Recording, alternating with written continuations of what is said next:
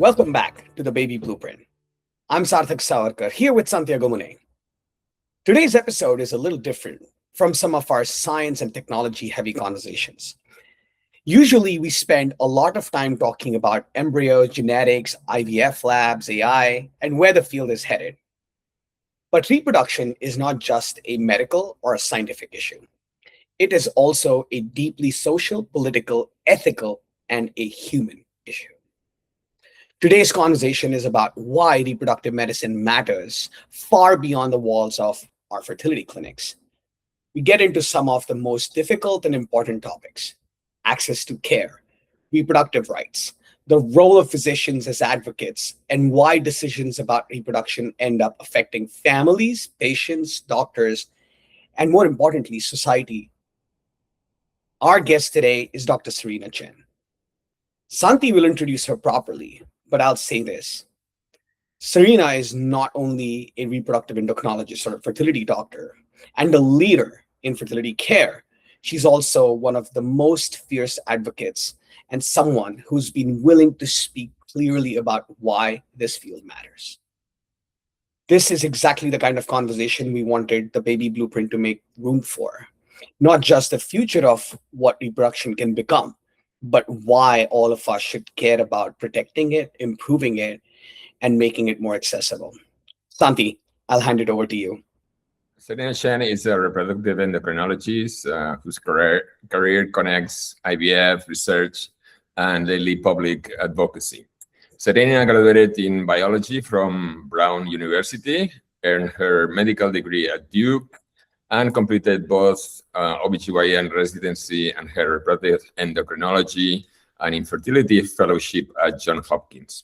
She joined the Institute of Reproductive Medicine in New Jersey in 1999, where she served as the director of the Division of Reproductive Medicine until 2024. And by the way, we worked together there for over 9 years, I said, until I founded Reprogenetics. And she's now the founding partner and director of advocacy at CCRM Fertility and the founder and vice president of Doctors for Fertility. Serena has worked across implantation genetic testing, stereoscopic surgery, fertility preservation, telehealth, and it's lately mostly known for her work in reproductive health policy. She has received multiple awards for her advocacy efforts by Resolve, ISRM, and Progeny. So, Serena, what do you want to talk about? Santi, it's and Sarthak, it's really an honor to be here. I'm so glad that you have me here.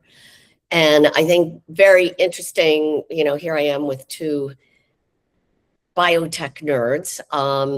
And I feel like this is such an exciting area. There is so much that's going on. And as a physician in reproductive medicine, I feel like every time I read about the things that you guys are doing, I feel like I'm drinking from the fire hose. Like, pretty soon we're going to be genetically modifying embryos. People are developing artificial wombs. We're using AI. We're using robotics. We can literally change the genetic nature of the human race, eliminate diseases, so many deadly diseases today. We have the power to do that today. And yet we are also living in this crazy time of extreme division, and our healthcare system is essentially, at least in the United States, kind of a dumpster fire, where so much incredible technology and the ability to do so many things in this extremist political environment where we're literally threatening to put doctors in jail for practicing standard of care medicine for their patients in more than half the states in this country. And, why is an IVF doctor upset about the overturn of Dobbs? Isn't Dobbs just about, eliminating abortion? And wouldn't it be nice to eliminate elective termination of unwanted pregnancies? Well, it's all tied together, because being able to terminate a pregnancy met for in the medical field is a medical procedure, and it is done for medical reasons. And when it's not available, we see much higher rates of maternal morbidity and mortality, not only for pregnant people who are undergoing abortions, but if we look at the data from the Commonwealth Group, which publishes healthcare data. It's a nonpartisan think tank that publishes healthcare data across the country, and I believe maybe even globally. They track healthcare outcomes, and we can see that in the states that have extreme abortion restrictions, that we don't actually see a decrease in the number of unwanted pregnancies, and we see a dramatic increase in maternal morbidity and mortality in people undergoing abortions, but also all pregnant women, even women who are keeping their pregnancies. And interestingly, healthcare outcomes for men and for children in those states is much worse than in states where abortion is not regulated and allowed to be performed as the physician and the patient see fit. And that's because what we're doing is we're literally criminalizing standard medical care. So, if you're trying to eliminate something like termination of unwanted pregnancies, or trying to eliminate the occurrence of unwanted pregnancies, then we're doing things like we're addressing poverty, we're addressing food deserts, we're addressing child care, you're addressing access to contraception, access to healthcare, access to pregnancy care. When you improve those things, we see a dramatic decline in unwanted pregnancies, and therefore a decline in the need to terminate unwanted pregnancies. And yet, what this legislation that has been passed since the overturn of Dobbs does exactly the opposite. It's restricting access not just to abortion care, but also to all reproductive health care, including IVF. I'm an IVF doctor. I help people make babies every day. And when Dobbs was overturned, even my OBGYN friends were like, how does this affect you? And it affects me because all of anti-abortion legislation in this country it's not medical, it's political, and based on this concept of, which comes from religion, of life begins at conception. And legislation is written in a way that's very black and white. And none of medicine is black and white. It is all gray. And we don't know beyond a reasonable doubt the outcome of this particular medical situation. And yet this legislation requires you to know this in order to stay legal. So this would be like, what if we took another procedure that wasn't so emotionally charged, because people have very strong feelings about abortion. And certainly we're not here to change anybody's feelings about abortion. We're just talking about healthcare. But let's take a more neutral procedure like appendectomy. Okay, appendectomy is a life-saving procedure. It's begins with the letter A, like abortion. It's usually done like abortion on young, healthy people to prevent appendicitis, rupture of the appendix, and to save their lives. And the way we decide on whether somebody needs an appendectomy or not is we weigh the risks versus the benefits. And in a young, healthy person, the outcome, the standard of care is 0 deaths. So you should never have a death from an appendectomy, because the people who are getting appendectomies are young and healthy. So that means that it's okay sometimes to be wrong, because we don't have a crystal ball. We're looking at the diagnosis, we're weighing the risks and the benefits, and we know that sometimes we're going to take out a normal appendix. But ultimately, that's okay in the standard of care, because we are aiming for 0 deaths. And so these laws are completely tying doctors' hands and preventing them from practicing good medicine. They're literally legislating malpractice, because what they are saying is, you have somebody you think has a tummy ache, they have a fever, they might have appendicitis, and what you have to do is be able to prove to a jury beyond a reasonable doubt that this patient definitely would have died if you did not take out her appendix. And we can't do that. We don't know how to do that. That would basically be me waiting, put the patient in the hospital, or send her home. You know, I don't have a room in the hospital. Go home. And then they come back and it's worse. Go home, come back and it's worse. I'm waiting until the appendix ruptures, the patient gets septic, her blood pressure drops, and you know, and then we're like, okay, she's definitely going to die if we don't take the appendix out now. And that means she suffers many more complications, many more problems in the hospital, potentially has scar tissue and bowel problems and fertility problems for the rest of her life, because we waited. If we behave that way, we would definitely be sued for malpractice. And that is what we are doing with our pregnant people who need termination of a pregnancy. They have an infection, it's a desired pregnancy, they broke their waters, multiple anomalies, the baby's never gonna survive. The standard of care is the safest thing for the mother is to terminate the pregnancy, and to terminate as soon as possible, because the longer a pregnancy goes, the more risky it is for the mother.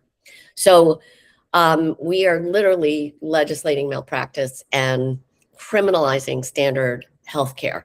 And now, because we've criminalized standard healthcare, we already have an OBGYN shortage. All of healthcare is legal in New Jersey. We don't legislate that way here in New Jersey, but we have an OBGYN shortage here.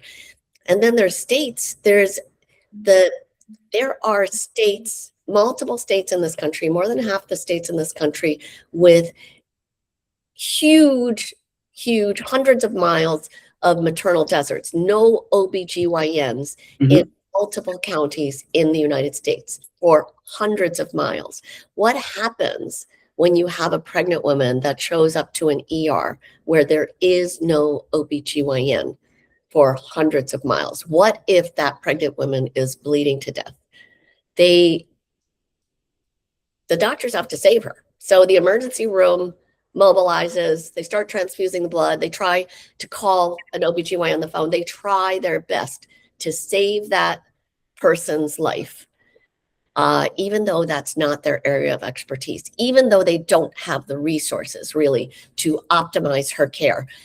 What happens to all the other people in the ER? What happens to the guy who's having a heart attack? What happens to the guy who's having a stroke? When the resources of the hospital are being stretched thin because they don't have what they need to be able to take care of their patients. There are huge numbers of hospitals in this country right now that are in that exact situation. That is the ripple effect. That heart attack victim, that stroke victim, he is not getting all the care that he should be getting because the system is broken. So we're not just talking about care for pregnant people who need a DNC. We are talking about everybody in the system. It's broken. It's broken. I'm sorry. I'm like yakking. No, this is so insightful. So how do we, one thing I worry about is, how do we address this? I kind of feel like everybody, even the man on the street, needs to understand, even though I think almost impossible, because Santi, I've known you for years. I still don't know how your brain works, but you guys that are doing these incredibly high-tech things with AI, robotics, genetics, genetic modification, embryology, all kinds of super cool things. I think we get excited about that and we live in our own echo chamber.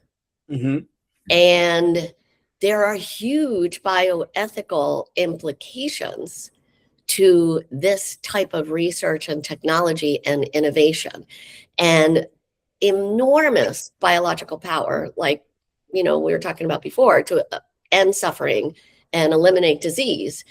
And if your average man on the street does not understand what you're doing or what this technology is capable of and how it can be used for good, then we tend to see a reaction of, kind of fear and loathing. And that's what we are seeing with IVF and reproductive medicine today. We have seen, and it's been recorded on multiple newscasts, how so many of our legislators, the leaders of our country, who are making these big decisions about everything that goes on in our everyday lives, don't understand basic biology. They barely understand how a baby is made.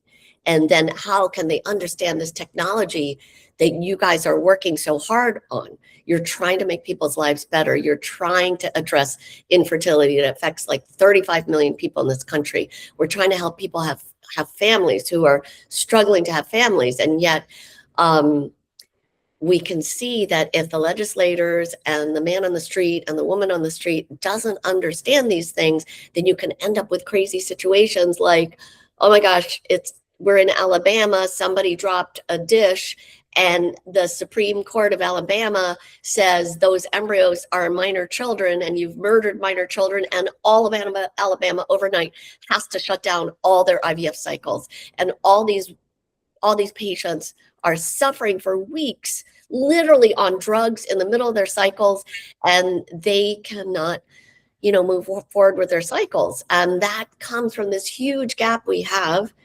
between, I think, our political system and public understanding and this incredible high tech that we have. I mean, you guys, we were, I think, all at a meeting at one point, where we heard a talk from a New York Times reporter, and who was really, really upset about her IVF experience. And I know that everybody in the audience who are these leading scientists and minds and physicians and tech, biotech people from all over the world, I know we kind of all felt really betrayed by this person. Like, how could she think that we were trying to cause her harm, that we didn't understand her suffering,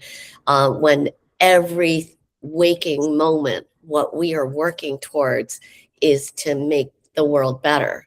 And it just hit me, if a New York Times reporter who actually went through IVF really doesn't understand the field of IVF and our industry and what all these scientists and tech people are trying to do. They don't understand, the purpose and the meaning and the idea behind us trying to solve problems. What do the politicians think? What do the average people on the street think? Those kinds of understandings lead to situations like this, where we're literally, the Attorney General in Texas is literally threatening to throw doctors in jail just for doing their jobs, just for trying to take care of patients. So somehow we have to close that gap, in between you guys, working on potentially, Nobel Prize scientific technology and trying to solve all these biological questions you have.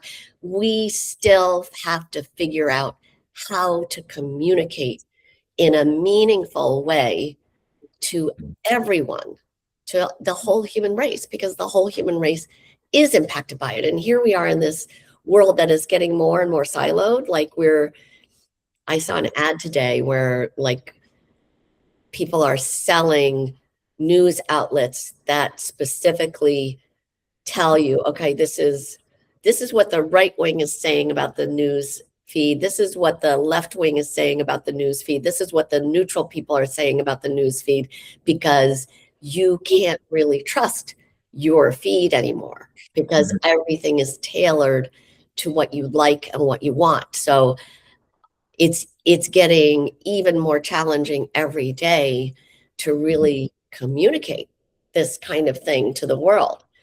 And it's upsetting because there's like basic things like egg freezing for cancer patients. You know, we're supposed to be doing this for everybody in the United States since what, 2012? That's when they came out with the statement that egg freezing is no longer experimental, should be standard of care for everyone who is has cancer and their future fertility might be impacted. And yet more than 50% of young women with cancer, I have no data on male fertility preservation, but I know for the females, it's horrendous.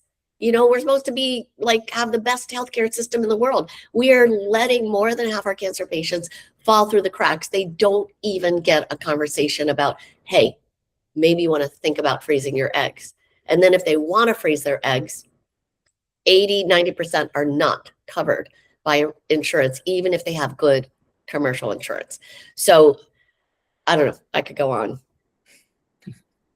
I was gonna, you covered it, but yeah, I was gonna ask you if the Alabama law against IVF was just a gimmick to forbid abortion, right?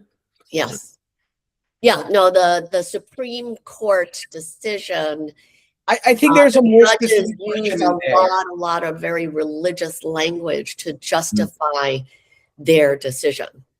Yeah, I mean, I think there's a more specific question in there, right? Which is, you know, while we know that there are the healthcare system being a dumpster fire that it is, there's no disagreement there. We're all trying to improve whatever we can. Can we maybe address specifically the implication of Dobbs on IVF, or the overturning of Dobbs on IVF? Okay. Specifically, Dobbs and IVF, basically, once Dobbs was overturned, it removed the federal protections of basically protecting the right to have a termination or an abortion in the United States, and allows every state to decide to make their own decisions about abortion. So because Dobbs basically protected a woman's right to privacy, which allowed her to make her own decision about her body, about her pregnancy. I'm probably, you know, not saying that completely accurately. I'm not a lawyer, but that's my layperson's understanding of it. And so a lot of laws then passed in individual states, especially in the South and in the middle of the country, where they were all legislation, anti-abortion legislation, is based upon this kind of religious, political, philosophical concept of life begins at conception. And that we call in general personhood, giving the status, the legal status of a person to a fertilized egg or an embryo. And so depending upon how the law is written, and because the laws are, you know, they're not written in scientific language or medical language, it can be extremely confusing. And half the time, the people who are writing them don't really know anything about medicine. And so then they pass these laws saying, you know, life begins at conception, you know, destroying an embryo is illegal, then it can affect IVF. Now, you look at a state like Oklahoma, okay?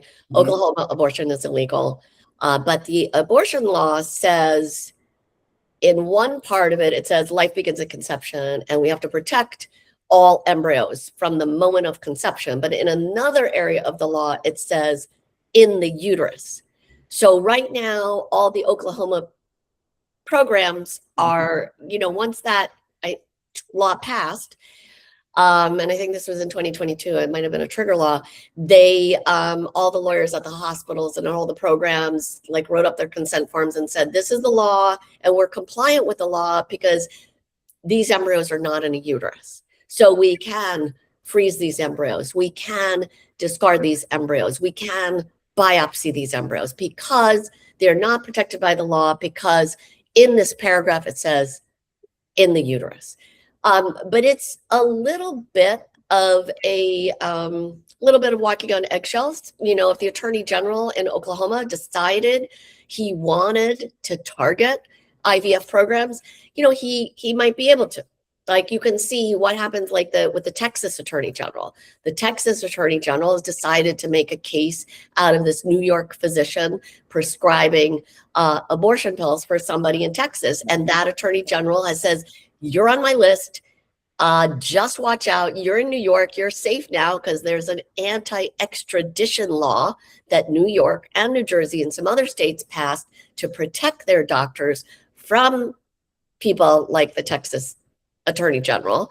But the Texas Attorney General said, you know, we'll see. If you land in Houston one day, someplace in Texas, you better watch out because I'm watching you. Or some other state which doesn't have an extradition treaty. Right, exactly. Or rather doesn't prohibit extradition, right? Yes. I mean, that's Yeah. Let me find out. It depends on how the law is written, and then it depends on whether the Attorney General decides they're going to make a case of it. Like Arizona, for a period of time, had this law from the 1800s that was law, because I think it was like a trigger law that was in place from a long time ago, and they were protected by Wade, and then Roe v. Wade was overturned, and then I think it somehow became law. I'm sure I'm not telling the whole history, but they had this really old law that made abortion completely illegal, and the Arizona State Attorney General said, I know this is law now, but I am not prosecuting anybody under this law.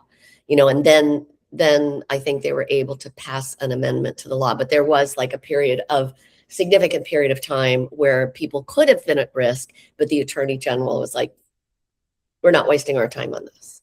So it is really, really complicated. Then it's coming from, well, I'm spending the summer in Europe and remembering how is Europe, and there are a lot of laws also here. They are overregulated in Europe, and I'm thinking that also there could be danger from, especially now that it's so polarized, politics, from the extreme left, the woke thinking about equality and things like that, that they may forbid some parts of IVF, like, for instance, PGTP, right? Selecting for intelligence. Right. Well, if not everybody can do that, then it should be forbidden, right? Mm-hmm. That will be putting the left wing thinking about these things. Don't you think that this could happen also? Yeah, I think so. I think there's things could happen on all different sides. You know, one of my nightmares that I worry about, because I deal with crazy situations on the insurance side every day, is what if United wakes up one day and says, you know, PGTM is covered, which it is covered by most commercial healthcare insurance policies do cover PGTM, which is for genetic diseases like cystic fibrosis, sickle cell disease. Like, what if one day they decide, you know, we could pay $5,000 to $10,000 for somebody to have PGTM and not to have a cystic fibrosis baby or a sickle cell baby. So we're not going to pay to take care of that disease anymore. Too bad. You didn't do the right thing. You went and had a baby that has this disease. You should have been screened before. You should have done PGT, and now you're stuck. We're not going to cover you. Like, you can see there can be all kinds of crazy things that could happen on either side, I think. And that's the problem with extremism, is that it's extreme regardless of what side we're talking about. Yep. Well, what's the plan? I mean, it's what I think we probably want to That get. is a great question, Sarthak, because like I could go on this rant all day and it could just drive you to drink. And but I think there's a lot of reason for hope. And I think, that's kind of why we're here today, because we feel like having conversations about this and telling people about this and raising awareness, even for just like maybe one or two people at a time. Even if you're not talking to big audiences or writing big op-eds or not on like, national news, just your conversations that you are having person to person can make a difference. We are seeing that it can make a difference. We are seeing that doctors in Texas, Texas is one of the worst states for reproductive health care. In 2023, they passed a law mandating for fertility preservation for cancer patients. That's only one of, I think, nine or 10 states, maybe it's 11 now, just a minority of states that has mandated fertility preservation for cancer patients. So it's I think we can get overwhelmed and inundated with all the talking heads and the extremist voices, and we have to stay connected to our humanity and stay optimistic, because the vast majority of people, like, you can look at the polls, the vast majority of people do support IVF, regardless of what party they identify with. And that the people who are trying to actually outlaw IVF or trying to, outlaw birth control, are extremist. And the problem is they are very loud and they do have access to some of these national platforms. But most of the normal people who are in the middle, who are just trying to stay healthy and take care of their families, actually don't believe in extremism. And even if they don't believe in contraception or abortion, they don't believe that they should legislate other people's access to it.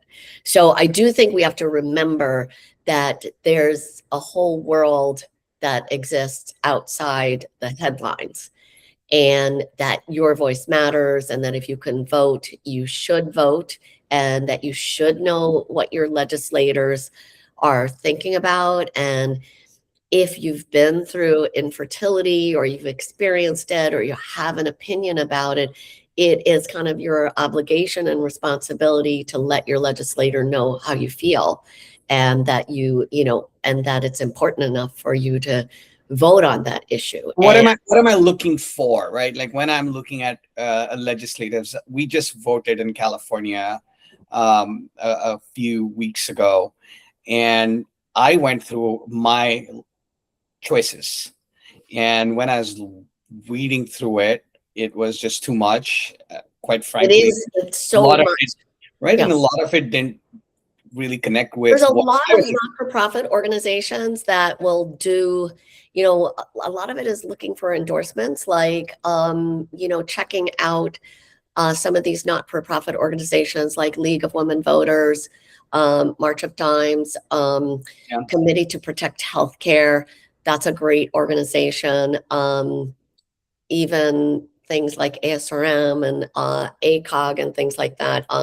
Although those guys don't do political endorsements, but there are organizations out there, and I'll get you some links that you can, put in your show notes, where people can say, well, if I want to protect IVF, if I want to protect access to women's health care, if I want to protect those kinds of things, what candidates are endorsed by these organizations. I'm going to mention a couple right now that are doing some amazing work. I'm on the advisory board for these organizations, for one of the organizations, 51and.com. So 51, the number 51, 51% of the population is women, and A&D.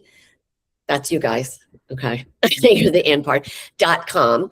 We're working on a policy level, not-for-profit education and awareness level, and a political level to try to improve access to women's healthcare and research and funding in all of those kinds of things, including protecting IVF. And then another wonderful organization, Women's Health Advocates.org. So I founded Doctors for Fertility. That's like one of the things that we set out to do. We ultimately rolled ourselves into these organizations to 51 and then our education and awareness, we rolled into a scholarship endowment at ASRM to educate advocates.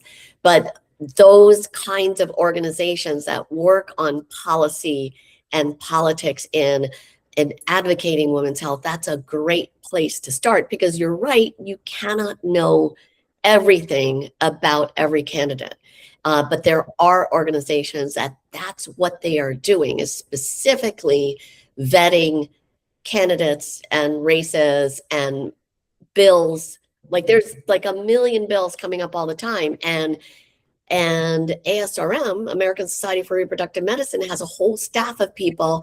That's their job, is they're on a million email lists, and they're constantly looking for possible crazy laws that could shut down IVF or could interfere with reproductive rights. So you cannot possibly do all of that. So you want to lean on these kinds of organizations to help you. And I think people should know that if they want to talk to their legislators or they would like to testify or things like that, they never have to do that by themselves. These organizations have training programs. They have days on the Hill. They'll set up Zoom meetings. They will help you write the letters. A lot of times it's just sign up for the email list. Sign up for the Resolve email list, sign up for the ASRM email list. They will send out an email and just say, hey, if you're in South Carolina, there's a bill that's going to shut down IVF and abortion in South Carolina. And these are the reasons we're against it. These are the reasons it's a bad bill. And these are the people who, are supporting it. And please, reach out to your legislator. So it's not something that should take a lot of time or expertise. You just have to be yourself, man on the street, Well, but in this, and genetic scientists. You don't have to do all that work. You can just speak from, where you stand. yeah, but just taking it one step further, one of the things that I've heard constantly about any kind of advocacy around women's rights is when you bring it up, people would say,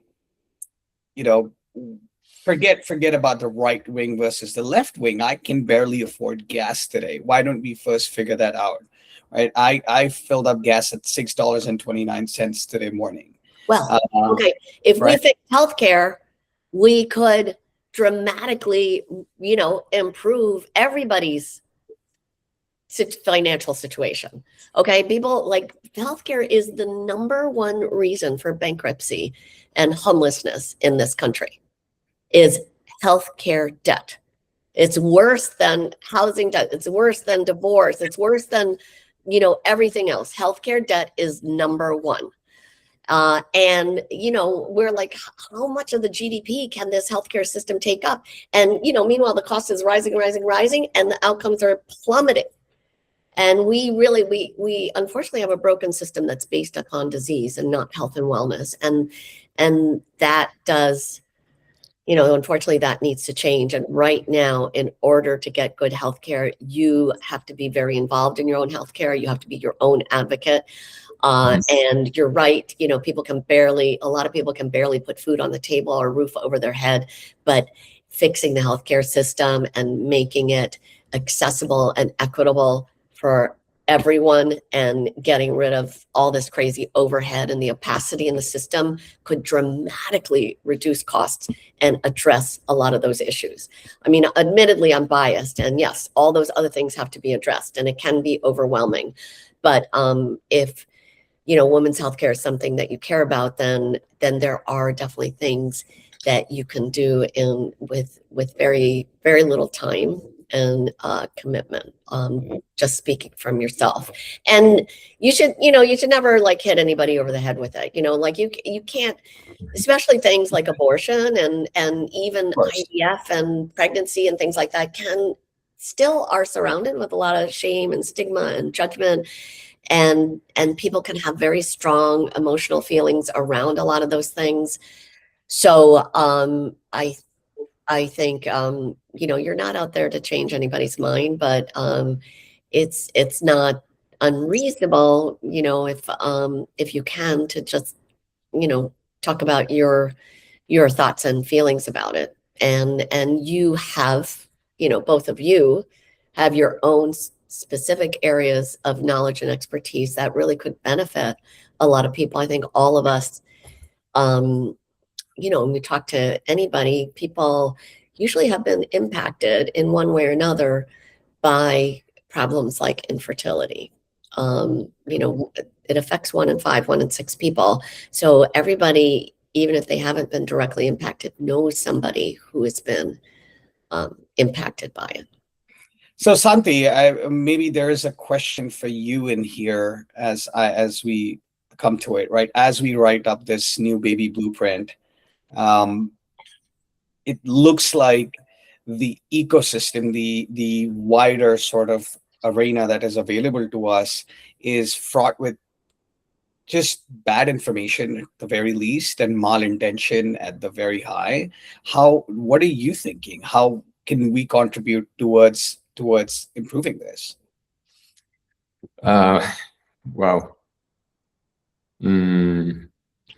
Well, yeah, we need to come up with some AI healthcare administrators. Yeah, exactly. Let's eliminate that whole level. That will cut tremendously the cost of IVF. IVF and medicine in general, right? Yes. Can we maybe look at a future where the president promised IVF for everyone, and the biggest critiques as to why it cannot be done is around cost? Can we actually? Now it's not very costly at all. Okay. You look at it compared to, say something that's definitely covered for everyone, kidney transplant, right? That's automatically covered for everyone. That's hundreds of thousands of dollars. An IVF cycle, $10,000, $20,000, $30,000. Specialized. I mean, if in Europe they do it for 5,000, so exactly. No, IVF is not expensive compared to other medical procedures. It only seems expensive because it's not covered. So nobody pays for a kidney transplant. That's because that's covered. That's considered essential healthcare. But reproductive healthcare is not considered essential healthcare by our government. And therefore, even though you're paying $2,000 a month to Aetna or United or Blue Cross Blue Shield for your healthcare insurance, they can say, well, sorry, we just don't pay for it.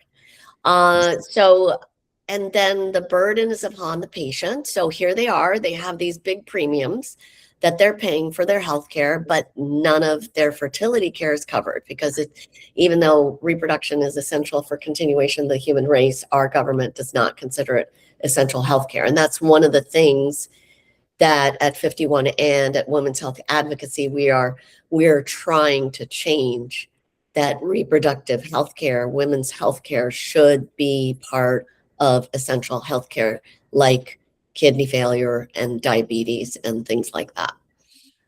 But if you look at the cost of a pregnancy, and that's the most recent covered expense that we've dealt with as a family, so maybe it is not an example that is pan medicine. You would agree with me that a childbirth is a covered event in insurance. But what I saw, the bills come through, right? They were hundreds of thousands of dollars, right? They weren't in.